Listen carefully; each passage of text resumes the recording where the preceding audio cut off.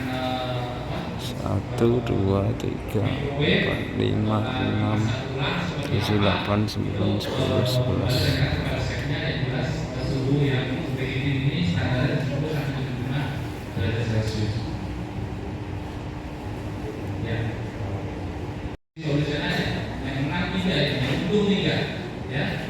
Pelanggannya puas karena porsinya pas, makanannya segar, dengan dimakan, saya dia pasti akan balik lagi.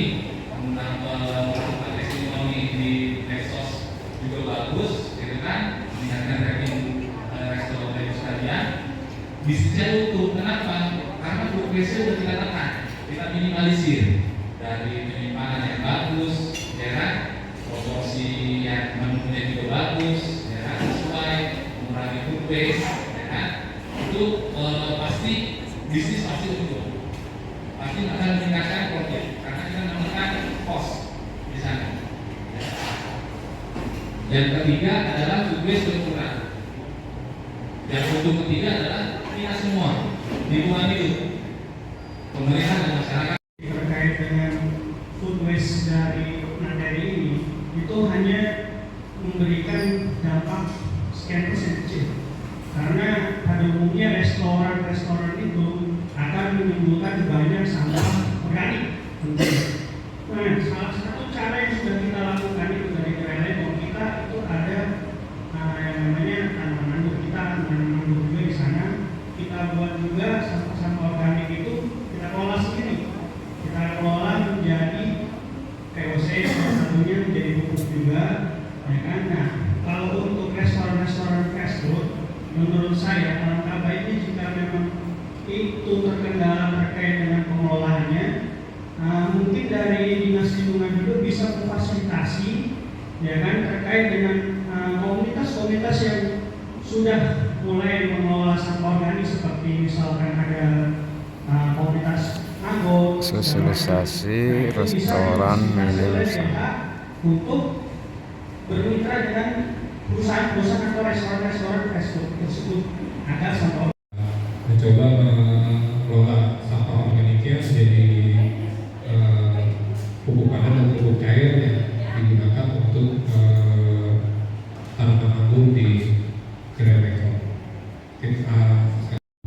McD, Pizza Hut, fast food yang sudah notabene sudah memilah sampahnya.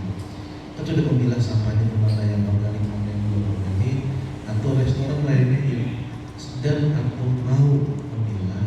Nah, ini mungkin kedepannya kita akan carikan formulasinya untuk bagaimana kami di Dinas Lingkungan Hidup menjembatani kepada para komunitas yang ada di Tangerang Selatan, salah satunya mungkin komunitas Bogor yang mungkin Pak Karel sudah membuat, sudah punya, Pak Idam sudah punya, dan komunitas lain tentang pengolahan sampah selain Bogor, apakah menjadi pupuk seperti tadi di beberapa restoran juga ya. Nah, ini akan menjadi kajian kami, formulasi kami ke depannya supaya restoran-restoran yang butuhkan fasilitas pelayanan dari kami sebagai penjembatan juga kepada para komunitas di dalam depan bisa terlaksana. Baik. Wassalamualaikum warahmatullahi wabarakatuh. Assalamualaikum warahmatullahi wabarakatuh. Apa saja sih yang disampaikan dari kegiatan hari ini dulu? Kegiatan hari ini sebetulnya titik utamanya adalah bagaimana kita mengurangi food waste yang ada di sisa makanan sampah organik yang ada di restoran, sehingga tidak menimbulkan sampah banyak lagi. Banyak para pengusaha belum paham cara penguraian, akhirnya disaksikan daur ulang. Baik, jadi gini, kita usahakan, kita sosialisasikan bahwa dari pertama tuh mengurangi sampahnya itu jangan lagi menggunakan bahan-bahan yang tidak ramah lingkungan. Kita coba sampaikan bahwa para pelaku usaha, badan usahanya menggunakan bahan-bahan yang ramah lingkungan. Contoh, misalnya kita kalau take away makanan itu dengan karton lah, lalu mengurangi sampah plastik lah, sama sampai dengan bagaimana kita mengurangi sisa makanan organik yang tersisa dari para konsumen yang hadir di restoran milik mereka, sehingga tidak menimbulkan sampah yang terlalu banyak atau jadi mubazir lah kata kita sekarang. Jadi seperti itu. Untuk yang sudah terlisting di dinas lingkungan hidup restoran ya dalam hal ini yang sudah tercatat di wilayah itu restoran ini bisa disebut. Kalau sebetulnya saya akan cek data lagi kalau terlisting ya. Tapi untuk undangan ini tadi saya sebut mungkin teman-teman yang sudah hadir, kami mengundang itu sebetulnya 40 usaha resto. Gitu, 40 usaha resto.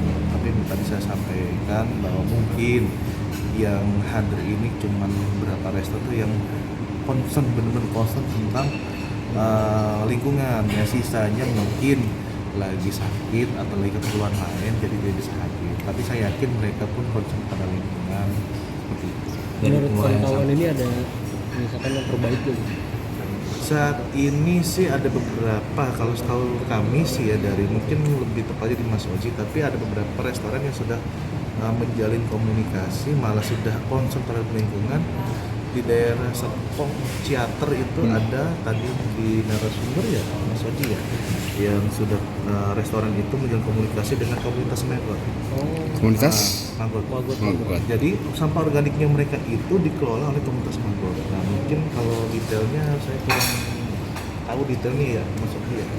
Kalau beberapa kalau di jalan teater itu kayak Hokben, McD itu udah komunikasi dengan Hokben dengan apa? Karena mereka juga perusahaan nasional ya dari ini pasti sudah ada instruksi untuk memisahkan sampah, mungkin sudah kerjasama dengan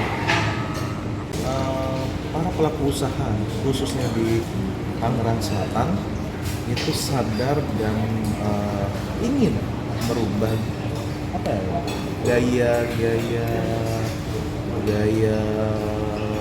apa ya, konsumen ya, agar pengurangan sampah ini itu tidak hanya terjadi di lingkungan tapi dimanapun kalian berada.